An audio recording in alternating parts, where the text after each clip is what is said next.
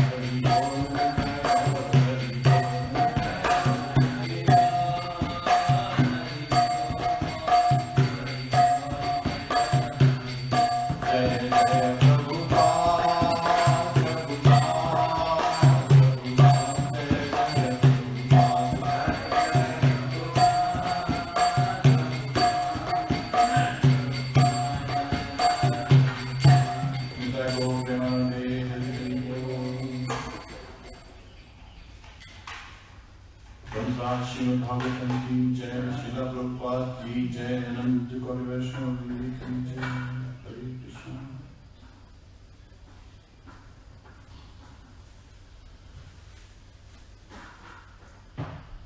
Om Namo Bhagavate Vasudevaya. Om Namo Bhagavate Vasudevaya. Om Namo Bhagavate Vasudevaya. Om Namo Bhagavate Vasudevaya. Om Namo Bhagavate Vasudevaya. Om Namo Bhagavate Vasudevaya. Narayanam Namaskritya Naram Chaiva Narottamam Devim Saraswatim Vyasam Tato Jayamudiriye Shaktam Swakatha Krishna Punyan Shavana Kirtanaha Hridayantasto Bhadrani Vidhunoti Suhasadam Nashtaprayeshu Bhadreshu Nityam Bhagavate Sevayam Bhagavati Uttam Shloki Bhaktir Bhavati Naistiki.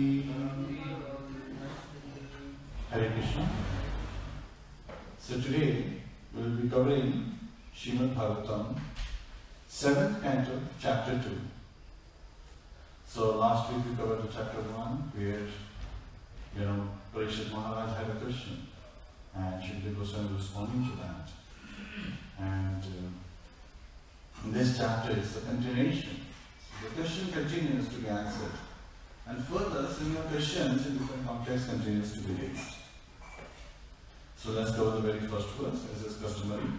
So, Śrīmad-Bhāgavatam, 7th canto, chapter 2, first verse. Śrīnādadu-vāca Bhātirevam vinihate Harina Krodamurtina Hiraṇyakaśipu Rajan Paryatapyadarushascha. Śrīnādadu-vāca. Shri Narad Muni said, Bhratari, when the brother Hiraṇyaksha, evam, thus, vinihate, was killed, Harina, by Hari, Krodamurtina, in the form of the boar Varaha.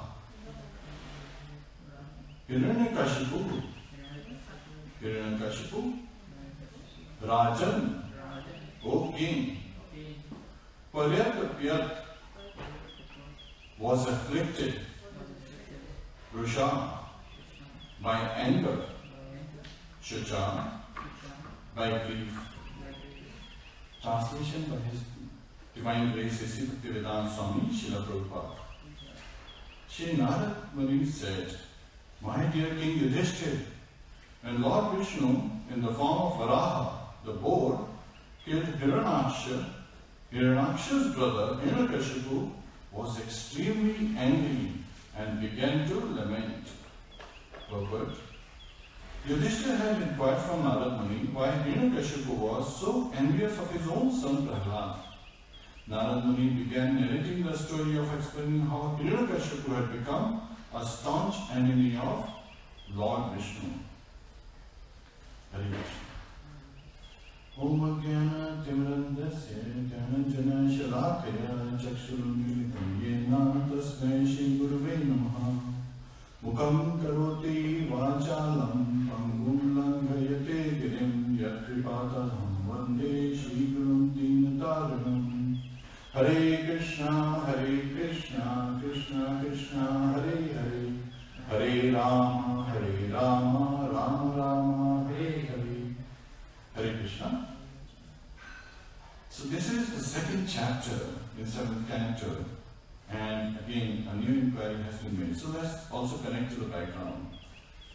So who's talking to her in this case? Yudhishthira Maharaj is inquiring from Narad Muni. After the Rajasuya Yajna has occurred and Lord Krishna has vanquished who? Shishupala. And this narration of this inquiry has been given by Shukdev Goswami to Parikshit Maharaj. That is later. And Parikshit Maharaj had inquired the same question which Yudhishthira Maharaj has asked, but the context is completely different. Parikshit Maharaj, after hearing the 6th canto, where he hears how Diti wanted to have sons who would kill Indra, and still that attempt of her was foiled and Indra was saved. So Parikshit Maharaj thought that Lord Krishna is partial. He had that doubt actually. And to clarify that doubt, he put forth the question that is Lord really equal to everyone? And now when Shukdev Goswami is narrating and describing as how Lord is equal to everyone, he is giving the reference of the Rasuya Yajna. And after the Rasuya Yajna, how Yudhishthira Maharaj inquired from Narad Muni in a completely other extreme of the context, saying that even when demons like Shishupala, who used to blaspheme Lord all the time, even he could achieve Sayujya Mukti.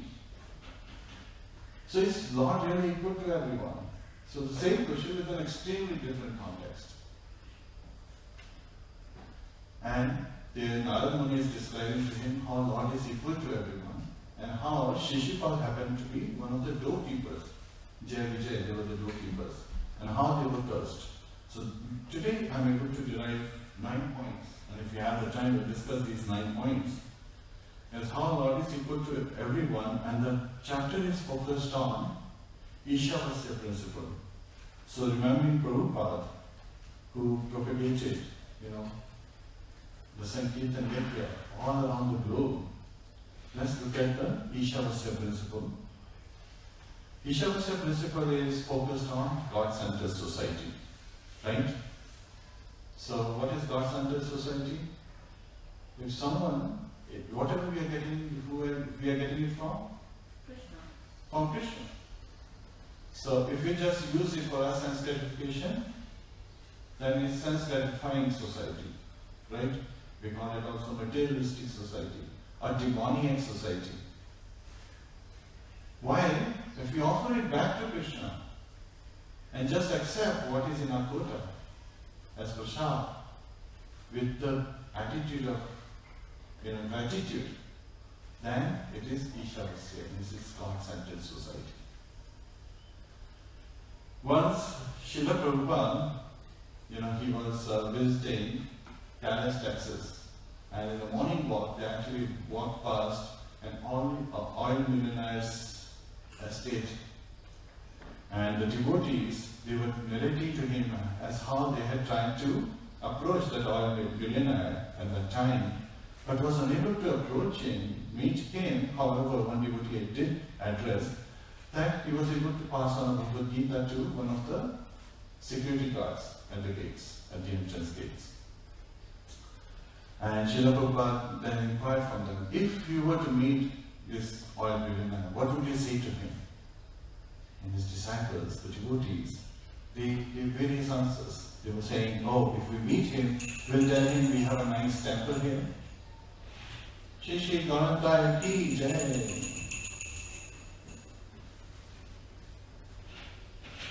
Shri Shri Radha Mohan ki jai. Shri Shri Sita Ram Lakshman Hanuman ki jai. Srila Prabhupada ki jai. Ananta Koti Vaishnava ki jai. Hare Krishna. So, it so happened that, this inquiry was made. Srila Prabhupada said, what would you say if you meet this oil millionaire? Somebody said, oh, we will tell him that we have such a nice temple here, we have such a nice school, and we study the Vedic literature, and we are perfect citizens. Another devotee said, well, we will invite him to the temple and give him prasad. So similarly, how to encourage that all billionaire to come to the temple and take shelter of Krishna. Those were the ideas put forth. And then Srila Prabhupada said, now he gives his insight as what they should do. So that's his instructions coming directly. That when you meet this oil billionaire, you should tell him, you are a criminal. You are taking more than your share. And for this, you will be punished. So when death comes, all these guards, they will not be able to stop it. And you will be taken, and you will have to be punished for doing this, for stealing away from the God. And all the devotees, they were shocked to hear this response. Yet at the same time, they were feeling embarrassed that they could not give such a strong response to Prabhupada when he had asked that question. So of course, Guru obviously is much beyond, So Srila Prabhupada, when he did this, later on, one of the devotees who was present, his name is Dayanand Das. So when he was present in Mayapur, he recalled this incident of Dallas, Texas, where Srila Prabhupada actually was able to present the same in practice, his own instruction in practice. So that's an acharya. He showed by his own acharya, by his own behavior. And it so happened that, before we come to this, right after, soon after Srila Prabhupada left Dallas, Texas, that oil billionaire, he died. And all the devotees are lamenting that they could not carry out the instruction. Yet at the same time, they were feeling that it's such an instruction, how could they have carried out? They were feeling the inability. So that's where, later on, when Srila Prabhupada himself showed how to carry it out, they took lessons from it. And at times, they carried it out as instructed. So later the scene is in Mayapur. Srila Prabhupada, he is there, and a capitalist from Calcutta, an industrialist. He has been invited to Mayapur.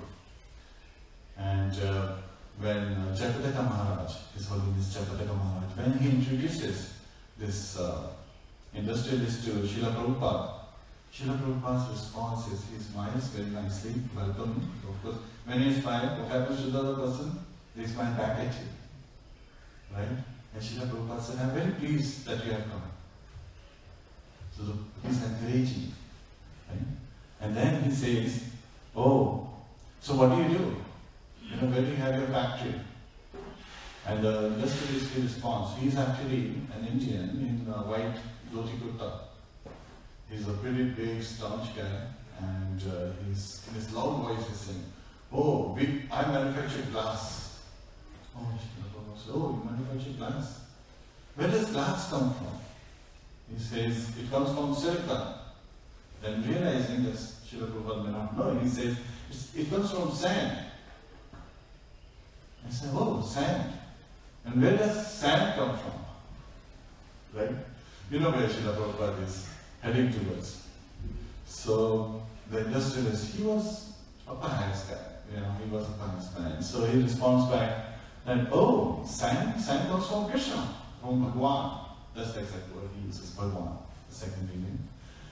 And he says, so you are stealing from Bhagwan. Srila Prabhupada, she talks back.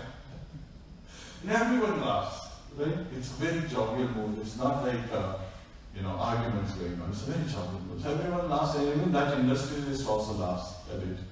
And in the course of time, what happens is, Srila Prabhupada was having short talks during his walk with different devotees and different visitors who were coming to Mayapur. So this gentleman had gone back in the crowd, so among the devotees. And then later on, feeling encouraged to have that follow-up conversation, because he had now new ideas he wanted to share with Srila Prabhupada, he came forward. So after half an hour or so, he came forward. And he says, but I may be thief, but I also giving charity to Bhagavan. So Srila Prabhupada smiled, looked at him. So he said, so you are a small thief. And everyone laughed again. And including the industrialist, he also laughed. And His Grace Dayanand was thinking, wow, Srila Prabhupada is showing by his own example, by his own behavior, how to present that instruction that he had given to us in Dallas, Texas earlier. So Srila Prabhupada was propagating the Ishavasya principle. He was saying that we are a God-centered society. He also gave the example that if a man is walking and he sees a dollar bill, like a few dollars on the road, then there are different choices they have.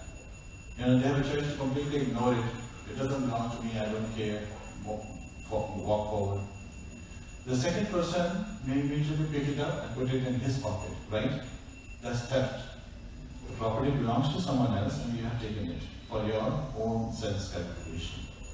And the third is the best choice, which is that the person will pick up the dollar and then he will say, okay, who does it belong to?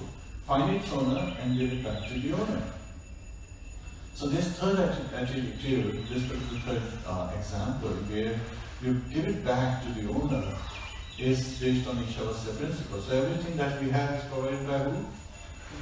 Krishna, right?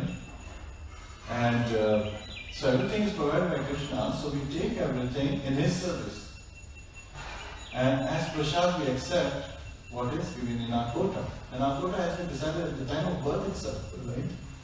And as you continue to endeavor, you continue to progress further. And it keeps purifying us. It actually helps us to purify. Actually, this reminds me of another story where there is a time, it's given in the Puranas, that man becomes so knowledgeable, materialistic, mindset. And he says, oh, even I can create humans. So I can create beings and I can do all the things that God does. And there is a competition, it challenges God. He says, let's have a competition. And I will show you I can do all the things that you can do. And God says, okay, let's do it. And he picks up. And he's about to, earth, water, fire, he's about to do something. And God says, wait. What are you doing? That's given by me, get your own ingredients. And he's defeated right there. The defeat is right in the beginning. That we think that we have become so advanced without realizing that everything that we have is provided by the Lord. And we are only manipulating it. So coming back to this chapter today, where Ishavasya principle is the focus, we will be looking at 9 major aspects. The first aspect is Jai Vijay, the doorkeeper, they were cursed by the Chaturkumaras, the 4 Brahmins, and their influence, what is it that they chose and how they were coming to this world. Second aspect we'll cover is that Krishna is not partial, he is equal to all, he is equal to everyone. Third aspect we'll cover is that devotees are blessed to enjoy while demons are constantly frustrated. Right? Fourth aspect we'll cover is that the demonic influence in this particular case on Hiraṇyakaśipu is caused by who? Which energy of the Lord? Internal. Yes, the internal potency. Yoga Maya. Yet at the same time, we do study that the demonic nature, how the demonic nature is, and what are its influences. But at the same time, the very, reason Hiraṇyakaśipu was giving all these examples was under the forgetfulness of his position as devotee of the Lord, which was caused by Yoga Maya. And we'll also look at that in depth. And then the fifth aspect is that Hiraṇyakaśipu, he was not an earthly being. He was a being of heavenly planets, higher planetary systems. And that is revealed. Then the sixth aspect is Hiraṇyakaśipu, he was a great scholar. And he was very intelligent and he knew some Puranas. So he preaches from Puranas. He's a great preacher too. And then the seventh aspect is Lord's will prevails. Right? Rakhe Krishna Mare Krishna Rakhe. And devotees, they don't oppose, they just surrender to the will of the Lord. They don't abandon the boat of his lotus feet. They just surrender that this is Lord's mercy. Whatever the Lord does, he does it for our benefit. But demons, they oppose Lord's actions. and they actually revolt at times. It never becomes a revolution though, Hare Krishna. It appears sometimes though. And then the eighth is the story that Hiraṇyakaśipu covers, from the Purana. We will be looking at that story. And how it is so similar to the annihilation of Hiraṇyakāśipu, the demon, the death Hiraṇyakāśipu. And then the ninth would be the conclusion today. So, coming to the first point, Jaya Vijaya. We covered that in the first chapter. Narad Muni tells Yudhishthira Maharaj that Jaya Vijaya were the doorkeepers of Vaikuntha. And being cursed by the Chitrakumaras, they took birth as demons. And Jaya Vijaya had decided to take 3 births as demons and be killed by the hands of Lord Vishnu. So yes.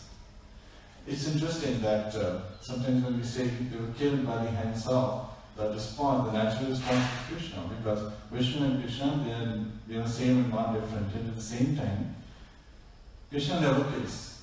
Acharyas have explained that Krishna never kills. It's only Vishnu and Krishna that kills, who kills the demons. Krishna is so busy in Vrindavan having this wonderful loving pastime with his devotees who are in constant bliss, that he doesn't have time to even think of killing. And while Vishnu and Krishna, they are the ones, they kill the demons. And even when the demons were going to Vrindavan and Gokul, at that time, it was Vasudeva Krishna within Krishna who was killing these demons. So this has been agreed. And then Jaya Vijaya, their first birth were as Daityas. And we covered who are Daityas? Son of Diti. They were the sons of Diti, or in the same lineage. So normally in material world we see that the lineage is identified by the father, right? The hierarchy is based on father. But here, in the heavenly planets, the hierarchy is identified by the mother. Diti's sons are called Daityas, and their grandsons and great-grandsons, because Daitya Rajapali Maharaj, we say, right? So he was the king of the Daityas, right? And similarly, Adityas are there, and they are the sons of Aditi, the elder sister of Diti. And who's their father? Yes, Kashyapa Muni. He is the father. So they have the same father, the Daityas and Adityas, but there is a gulf of difference between these half-brothers, half-cousins. Because the Adityas are naturally, devotees of the Lord, and they are fully dependent. And even Hiraṇyakaśipu, he glorifies them indirectly for doing that. While Daityas are naturally inclined to be demoniac in nature, they are very materialistic. So we'll be looking at those aspects. So in the Satyuga, Jaya Vijaya, they took birth, the doorkeepers, they took birth as Hiraṇyaksha and Hiraṇyakaśipu. And Hiraṇyaksha was killed by Lord Varahadev, the boar incarnation of Lord Vishnu. And Hiraṇyakaśipu is very angry at the Lord, at this incident, seeing that how his brother was killed. And now the question may come, again, this is in Satyuga, in Treta Yuga. These two doorkeepers, they appear as Ravan and Kumbhkarna. Right? Jaya became Ravan, and Vijay, he appeared as Kumbhkarna. And they were killed by Lord Ramchandra during that time. And in Dwapara Yuga, they appeared as Shishupal and Dantavakra. Sometimes I hear people say Kamsa. Now Kamsa was actually Kalnemi in his previous birth. And it was a curse from Hiraṇyakaśipu, Daityaraj Hiraṇyakaśipu, the king of the demons, Hiraṇyakaśipu. He had given a curse to Kshatrivas. And that's why Kalnemi took birth as Kamsa, and the Kshatrivas took birth as the 6 sons of Devaki. And they were killed by their previous birth's father. So that was Hiraṇyakashipu's chastising someone, and that's coming true because he's a great devotee. Now when I say great devotee, some some doubts appear in the minds of people. So Srila Prabhupada actually revealed that in first chapter of Śrīmad-Bhāgavatam 7th canto, where he said that the appearance of Hiranyakashipu and Hiranyakashipu is at the same level as the appearance of Lord Vishnu. And that is amazing because in Bhagavad Gita, Lord Krishna says, Mahatmanastu mam partha devim prakritim ashraya. So, the Mahatmas who appear in this material world, they are not under the supervision of Mahamaya. They are actually under the supervision of Yogmaya, Lord's internal potency, not the external potency. That's the gulf of difference. So who was Hiranyakashipu? He was a great devotee of the Lord, just in forgetfulness of his position. Being influenced by Yogmaya, he showed the demoniac nature. And he actually gives us a lot of interesting instructions in this, and how that demonic nature is so fearful to have. Not just to see, but very fearful to have. Bhajante ananya manaso kyatva bhutadim abhyayam. So these Mahatmas, what do they do in Bhagavad Gita? Lord Krishna reveals that they are always worshipping me. And what was Hiranyakashipu? Means one of the boon that the Gopikas have asked of the Lord, and they were granted this boon, that they would be in constant remembrance of the Lord. So they were always thinking of the Lord, right? And Narada Muni says, that is their qualification.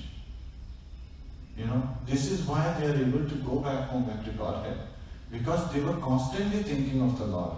Even if that thinking is with the feeling of enmity, it does not matter. Because they are constantly thinking, that purifies them and then they become qualified. Yet at the same time, Acharyas, Srila Vishwanath Chakravarti Pad, he warns us that we should not adapt to that mindset. Because if we do, we are under the guidance of external energy. And we will fall into, the lower regions and increase our sufferings. And that's not our business, right? Devotees have a very straight business, that we want to finish our business here and go back home, back to Godhead, in this service of Lord Shri Krishna. So, comes to the hearing this, means again, hearing that his brother has been killed, Hiranyakashipu, he is very angry.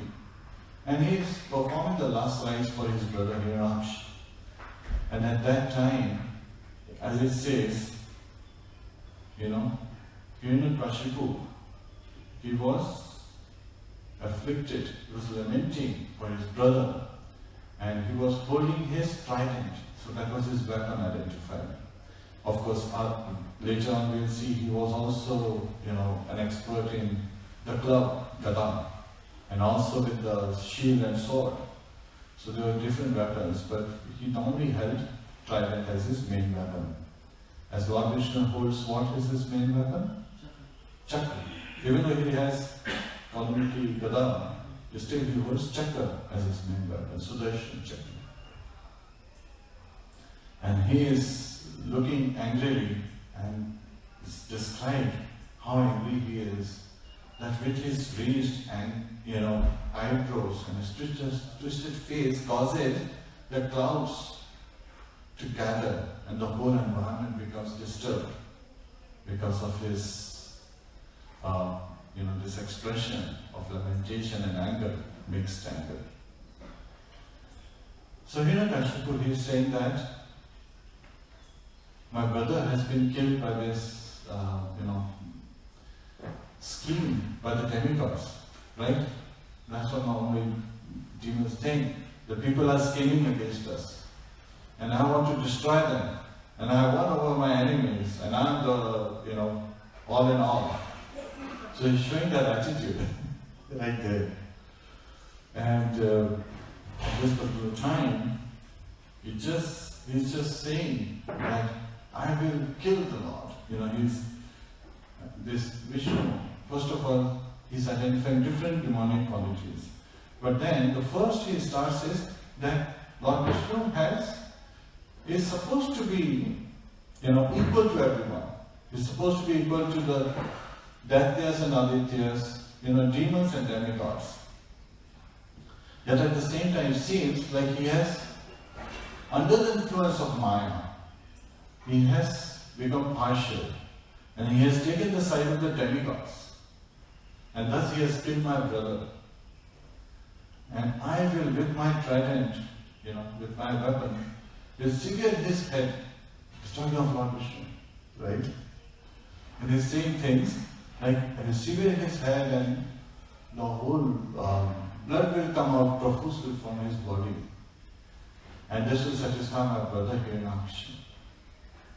So first he is actually putting an allegation that Lord is partial. In Bhagavad Gita, Lord says, Samoham sarva bhuteshu na me desha asti na priyaha. Right? I am envy no one and I am not, also partial to anyone. I am equal to all. But then the second line starts with a but. So, when you say something like that, a statement, and then afterwards you start a new, it starts with a but, the focus goes into the second part, right? So, Lord says, Bhajante ananya manaso gyatva bhutalim avyayam. But whoever renders service to me in devotion, with love, I'm a friend to him, I'm in him, and he's a friend to me. Shri Shri Gaurantai ki jai. Shri Shri Radha Madan Mohan ki jai. Shri Shri Sitaram Vishnu Mohan ki jai. Shri Shri Radha Madan Mohan ki jai. Srila Prabhupada ki jai. Nandi Paraya Vaishnavendi ki jai. So that second statement confuses especially the materialists and the people with demonic mindset. They are thinking that, actually he's partial. Without realizing that he's just reciprocating. And an example in the purpose Srila Prabhupada has given is that of the government. Right? Government has given equal opportunities to all the citizens. And whoever is a law-abiding citizen, they can avail those opportunities. While who are the law-violating citizens, they are punished by the government.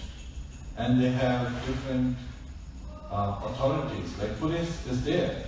Sometimes it so happens that in traffic, sometimes if you run over, if somebody runs over a traffic light, red light, then the cops stop them. And then they are given a ticket and they are fined for that action. But then, one of the interesting aspects sometimes you see the drivers giving is, actually, you didn't catch the other guy, he also crossed. Now this isn't material nature, there is limitation, right? They have limited resources. One policeman cannot catch 4 guys who are violating at the same time. He catches the first one he can get to, right? That's the law of this material nature, it's based on instinct. When a lion goes out to hunt a deer, there's a whole herd of deer, and then the lion wants to catch the first one. And deers, they have only one goal in their mind. They want to be faster than the other deers, right? Because lion is going to catch the one who is the last one. He's not going to catch, that one is running faster, let me catch that one. That's a challenge, right?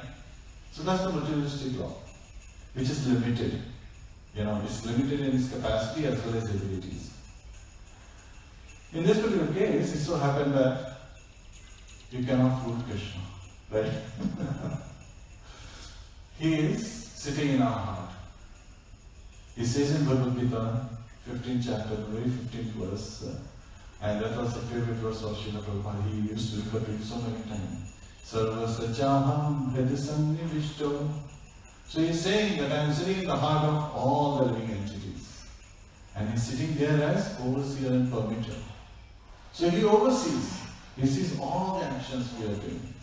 And also from the scriptures, we hear that there are 8 different kind of evidences, like witnesses that collect evidence. And so, he's always seen, if any action we are doing is not appropriate, and he's registering it. And he's also seeing the appropriate actions, as the devotee is following the instruction. And he also registers that. And he's happy, he smiles at times. So it so happens that Hiraṇyakaśipu, he is going in this manner, chanting that Lord has become partial. But he's not partial. Because what's the purpose of this material world? Lord has created this material world. We covered about earlier. Ishavasya principle. Everything is provided by the Lord.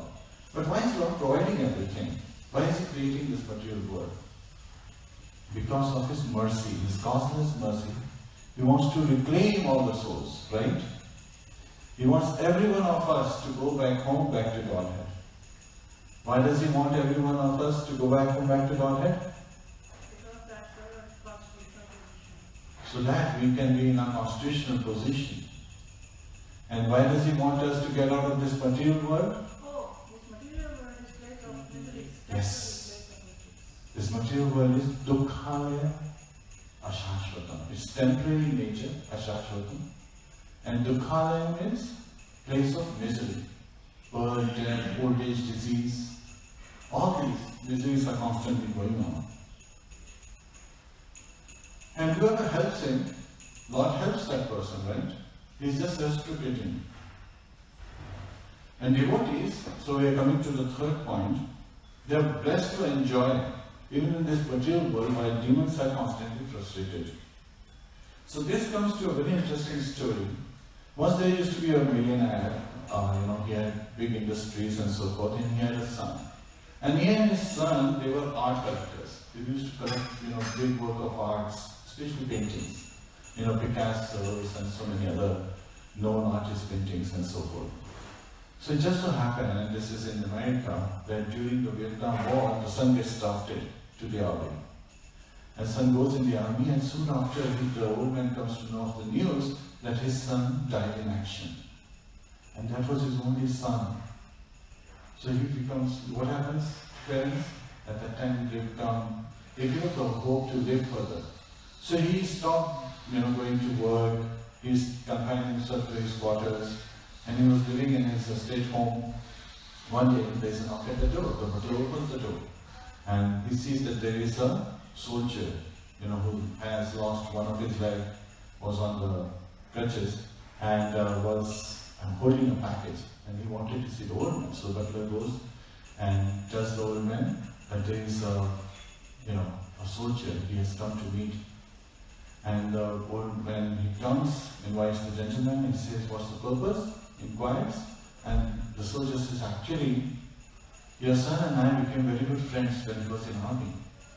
And the bullet that killed him was actually meant for me. So your son actually pushed me away when he saw the bullet coming. But instead, he got shot, so he couldn't save himself. He put himself in line to save my life. And I heard from him that, he died trying to save me. And he shared that you are great art collectors. I paint, I don't paint so well, but I wanted you to have this painting that shows how your son was saving me and instead getting killed by that bullet, that big bullet. So the old man, of course the tears come out, and he accepts the painting, and they have general conversation, and then the soldier leaves. Now the old man, he keeps this painting in his bedroom. And as the time passes, the old man dies. And he did not have any heir. So, everything is put in for auction based on the will that he had written. So during the auction, there are so many, famous paintings. They are ready for auction and so forth. And the auctioneer starts that, okay, based on the will, we will start the auction today with this painting. And which painting is this? Which is showing that his son is pushing that other soldier away from the bullet, but getting hit by the bullet. And everyone saying, no, start with that Picasso painting, start with the other painting, there's so many famous paintings. He says, well, based on the will, we have to start with this painting. And everyone's like, okay, this is not our interest. But anyway, he starts. So do we have anyone bidding for this painting? the butler happens to be there. He had heard what had happened and so forth, so he could relate to it. And he said, okay, I'll take this painting for $10.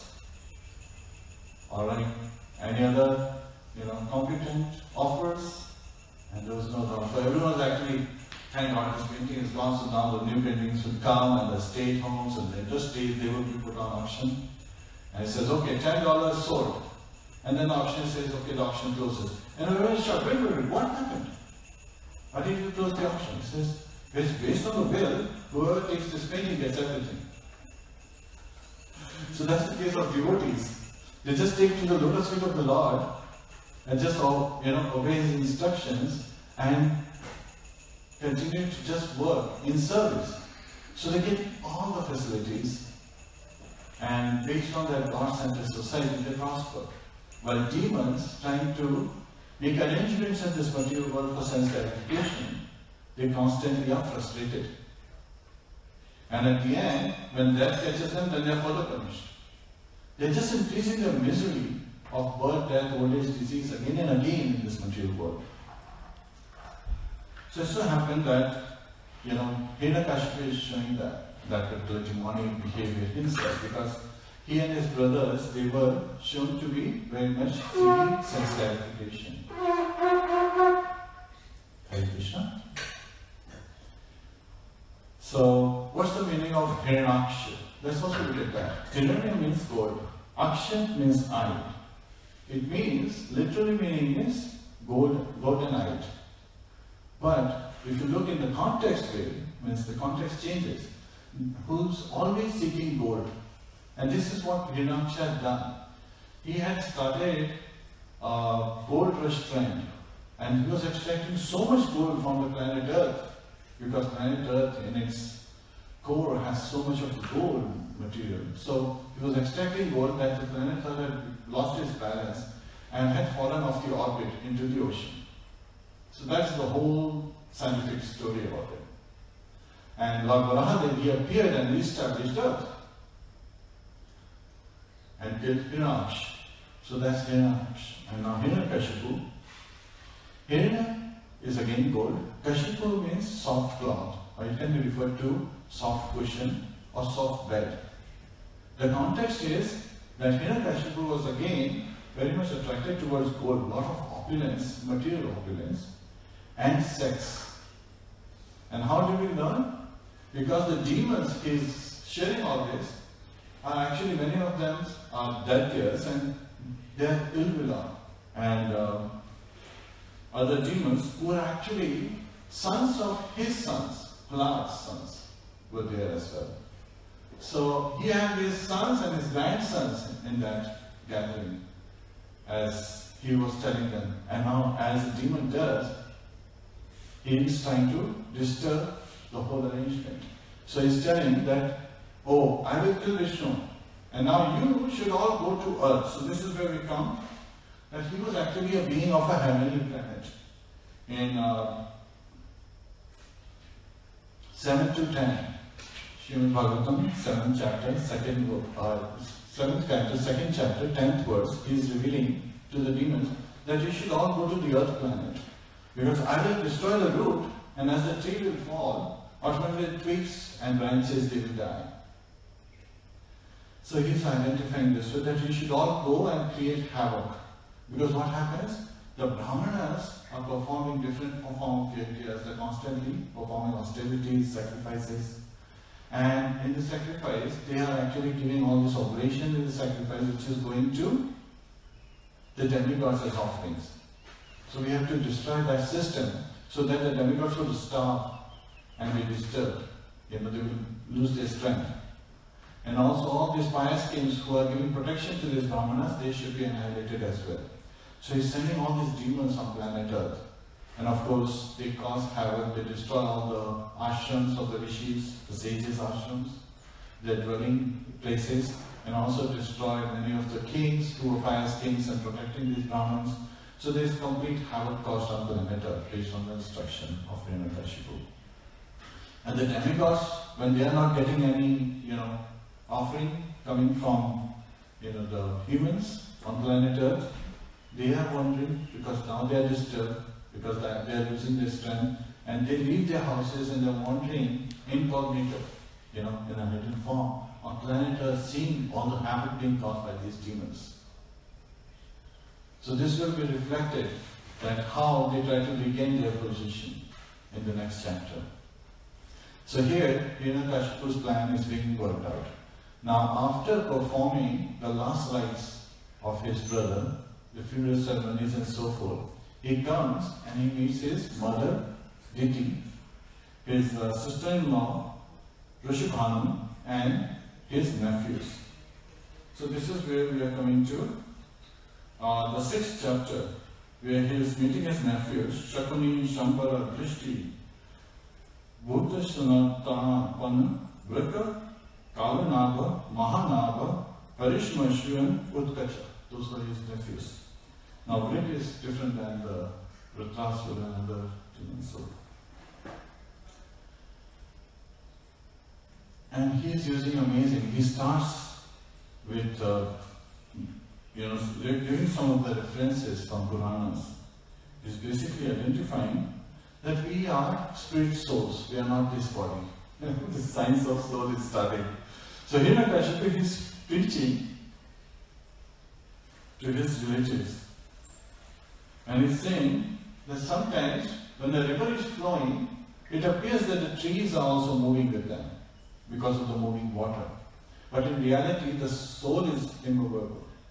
It cannot take birth, it's eternal by nature, it does not die.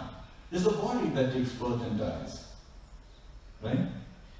He gives further another example where he's saying that we are all just like straws in the river. So different souls, and they sometimes come together in a whirlpool, the straws come together. But then in a stream, as they are flowing through, they separate. So similarly, he has moved on. We came together and now he has moved on. He's giving that example just to satisfy that Hiraṇyakashipu has moved on, and his soul, it should not remain for him. Then the third he gives is like, for a drunkard. Sometimes when a drunkard, because of the illusion, he feels that the land is moving, but land is stable. So it's to our eyes, which are in illusion, we feel that Hiraṇyakashipu has died. But he has not died, he has continued his immovableness again, he is a spirit soul. He has moved on again. There is no birth and death to the soul. That's what he is trying to identify. And Viraj, which is Maya's illusion. So all these illusions are actually created by material energy. So we should not be affected by this. And this conditioned material life is called samsara. So when we talk of material world, we're talking of samsara. And what's this samsara? That it is a conditioned material life. And there are various effects of this conditioned material life that we see the body is experiencing, like birth, death, lamentation, foolishness and anxiety. So such are the, material considerations. And at the end, what prevails? This is Hiraṇyakashipu telling. The Supreme Personality of Godhead's will prevails. He is fully capable of, giving benedictions and annihilating. But he has hinted it completely here. While earlier he has sent demons to destroy the very arrangement of the Lord and to revolt against the will of the Lord. He is showing that demonic nature early on, but now this is the preaching point. And Srila Prabhupada identifies that this particular attitude is very much because of Shamshana Vairagya. When after funeral ceremony is performed, people get this Vairagya feeling. And it's called Shamshana Vairagya. And they do this for a little while and then they come back to the material world and continue to do what they were doing before, forgetting all the stuff that they learned during Shamshana Vairagya. And Hiraṇyakashipu gives the narration of a story from Puranas.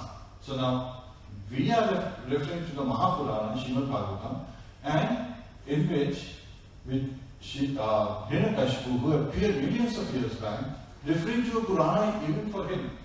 And that Purana is referring to the incident where the king of Ushinara, So here he was killed in a battle fighting. And this king, and he was a very vibrant king with a lot of strength and bodily, attractive features and so forth. And the way that king had died, it actually showed that he was feeling very much in passion while fighting. He has actually, he was biting into his teeth like that, like as he was attacking the onslaughters and he was being killed. His arms were lying somewhere, his legs were lying somewhere, but his face showed that expression. And his wives, the queens, they were holding onto his body and they were crying, saying that, "Oh king, you have died. And what will happen to us? We are all dead too." And it so happened that, again in purport, Srila Prabhupada reveals that if a person dies at night time, his body should be burned before the sunrise. And if he dies during the day, his body should be burned before the night, before the sunset. And if that doesn't happen, the person goes into Bhutyani, which is a ghostly form. So Yamraj, realizing that the king had died on the battlefield, he was going to be promoted to the higher planetary system. But the queens are not giving up his body. So the last rites cannot be performed. And in being compassionate towards the king, he goes in the form of a young Brahmin boy to the, and Brahmin boys, means like small children, they are allowed entrance everywhere, even to the palace of the king. So he goes in this battlefield which has become almost like a shamshan, and the queens were holding the body of the king, and he's saying, "What is this foolishness? If you think that this is your husband, previously he was responding to you and now he has stopped responding, he's still there. If you think this body is your husband, but if you think he is the soul, then he has moved on. He is not there anymore. Why are you holding to his body? It's foolishness." Right? So first he is telling them directly that you are trying to attach yourself from this body, because if this body is burned, because of the Sahamaran ceremony, because the wives would be burned, means again, they would feel that the heat of separation is more vibrant and more unbearable than the heat of the payad, So they would do Sahamaran, Sati Pratha, that's what it used to be called. Because of that passion, that they could not bear the separation, the fire of the separation from their husband. And by doing Sahamaran, they would attain the same destination as their husband. So that was the Pratha. It was abolished during the British rule because it was being forced on women. While Srila Prabhupada in the purport reveals that in the past 50 years, and this is Srila Prabhupada's time, he had observed that a medical practitioner's wife had accepted this Sahamaran, and she was taken out with her husband's body for the last procession. And during the procession, she was taken and she accepted that. And also we know of King Pandu. Both the queens, Madri as well as Kunti, they were ready to join him on the pyre when he had died. Yet at the same time, Madri requested Kunti Devi to take care of the 5 sons. Her sons, Nakul Sahdev, and along with Queen Kunti and Pandu's sons, Yudhishthira Maharaj, Bhima and Arjun. And that's why Kunti didn't go through it, but Madri joined her husband Pandu, King Pandu.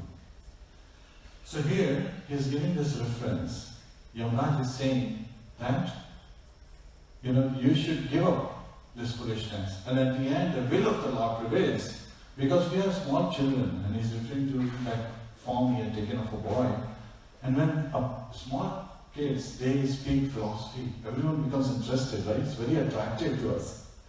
So as a small child, he's telling these queens that small children, we are going through the forest, and there are ferocious animals living there. Yet we are protected by the will of the Lord. While one may be in perfect arrangement, completely secured by families and friends, but when death comes, if the providence, says you have to die, they cannot be saved. So he's referring that will of the Lord prevails, and you should just accept that. And within that, there is a story further. So Yamaraj is giving the story of a Kulinga bird and a hunter. That a hunter was acting like an agent of death.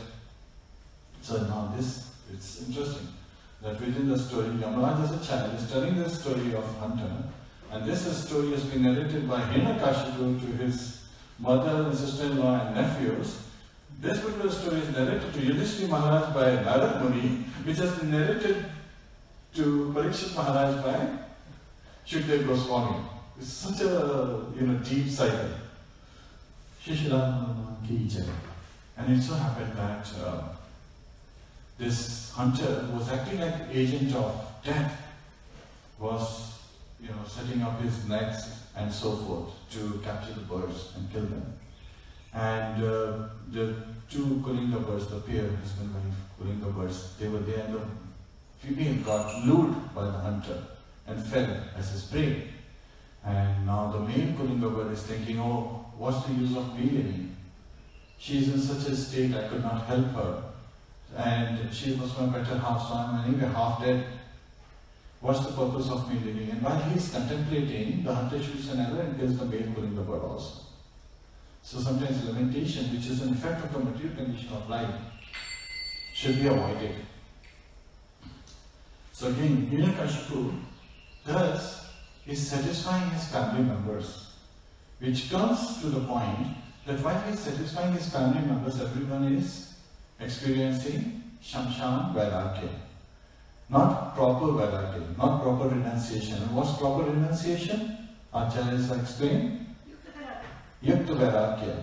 Anasaktasya Vishnu Yatharana Upayanjita Nirmanda Krishna Sambandhe Yukta Vairagya Vichite.